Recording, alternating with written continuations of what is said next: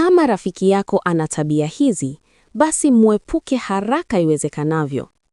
Dalili ya kwanza, anakudharau kwa siri. Mbele ya watu anakutania, anakupunguza au anafanya mafanikio yako yaonekane madogo. Huyu si rafiki, ni mpinzani aliyevaa urafiki. Dalili ya pili, anapendezwa na kushindwa kwako kuliko kufanikiwa kwako. Ukifanikiwa anakaa kimya, ukikwama anachangamka. Hiyo si bahati mbaya.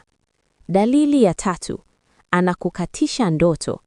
Kila wazo lako linaonekana haliwezekani, ni ndoto tu au acha hizo. Rafiki mzuri huongeza matumaini, si kuyakata.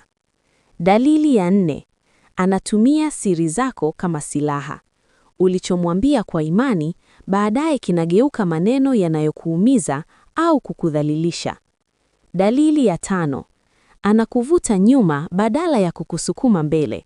Tabia mbaya, uvivu, lawama, ukiwa naye unashuka si kupanda. Kumbuka, si kila anayekucheka ni rafiki, na si kila rafiki anapaswa kusindikiza safari yako. Like video hii, subscribe kwenye channel ya Fikra Sahihi kwa video nyingi zaidi kama hizi, na share kwa mtu anayehitaji ujumbe huu leo.